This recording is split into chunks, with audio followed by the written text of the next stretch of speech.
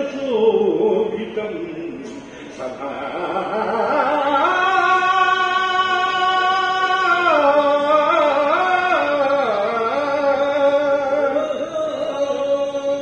సోదర సోదరీమణులారా, పెద్దలారా, విద్యావంతులు విద్యావేత్తలు పట్టించుకోకుంటే ఏ కళ పైకి రాదు. అలాంటి విద్యావేత్తలు బుర్రకథ ఏంటి? తెలుగువారి స్మృతిలో ఒక భాగంగా కొన్ని కళారూపాలు ఉన్నాయండి. బుర్రకథ, ఒగ్గు కథ, పంబ కథ, బైండ్ల కథ, తోలుబొమ్మలాట, వీధి యక్షగానం, పగటి వేషాలు, ఇవి మన జానపద కళారూపాలు ఒకప్పుడు. పెద్దలారా, ఈ జానపద కళారూపాలు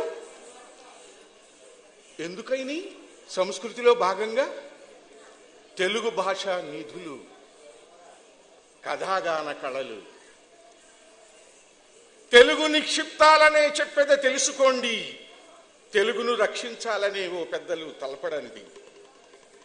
అమ్మంటూ ఆకలికేచ్చిన అచ్చ తెలుగు మాట, అన్నంకై ఎదికి ఏవది ఆ అక్షరాల తోట, శిశువు పుట్టినందుకు పాట, చెయ్యనూపేటందుకు పాట, అన్న ప్రాసనకు పాట, అక్షర వ్యాసనకు పాట, పాటనేటి ఆచారమేటి.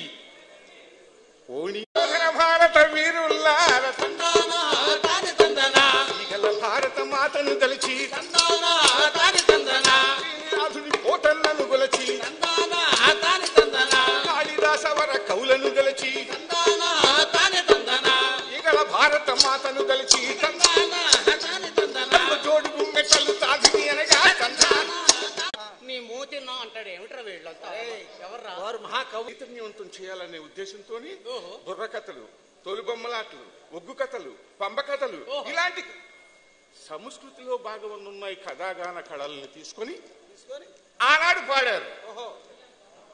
ఏ విధంగా ఎక్కువ తక్కువ మత విభేదములు అక్కరలేదనుచు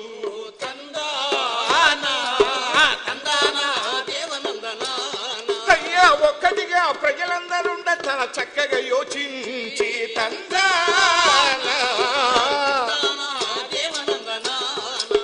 చాకలి మంగలి మాల మాదిగ సర్వజనుల నెల్లా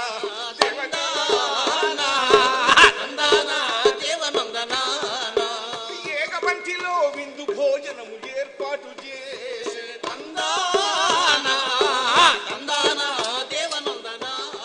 ఎప్పటిదండి ఈ కథ? ఇప్పుడు మేము అందరం కలిసే భోంచేస్తున్నాం. ఇప్పుడు ఆ కథ ఎందుకండి? నిజమే, మరి ఆ కథలు ఇప్పుడు అక్కర్లేదు. ఎందుకని? ఆ కథలు విన్నారు కాబట్టి ప్రజలు ఇలా ఐకమత్యంతో ఉన్నారు ఇప్పుడు. కనుక పెద్దలు అది గ్రహించండి. ఈ కథాగానాలను రక్షించమని మనవి చేస్తూ ఉన్నాం. అంతేకాదు, చైతన్యం ఎలా చెప్పాడు, ఈ ఆ బ్రహ్మనాయుడు పరిపాలన నచ్చినటువంటి ఈ ఐకమత్యాన్ని చూడనటువంటి ఆ పెద్దలందరూ ఒక చోట చేరి ఒక నాయకురాలను ఎన్నుకున్నారట. అదిగో చిన్ననాడి విల్లు పట్టరా, చిన్ననాడి విల్లు పట్టరా, చిన్నప్పుడు విల్లకు పెట్టరా, మింగిలో పెట్టనే కొట్టరా, నీటిలో చేపను కొట్టిందా అల్లనాడే కత్తి దూచరా, అల్లనాడే కత్తి దూచరా, అల్లబడి సాములకు దాచరా, కత్తి కల్లే తీరుగాంచితే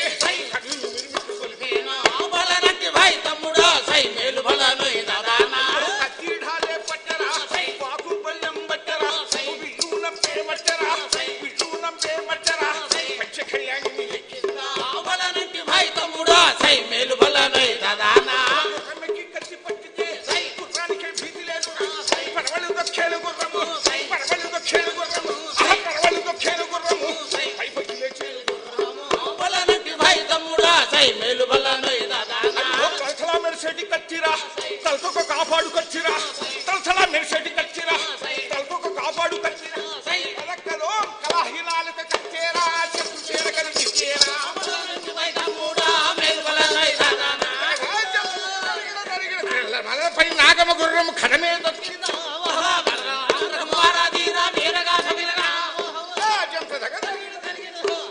విధంగా చైతన్యం పేరుతో ఆనాడు బుర్రకథని తీర్చిదిద్దారు నా తండ్రి గారు నాజర్ గారు.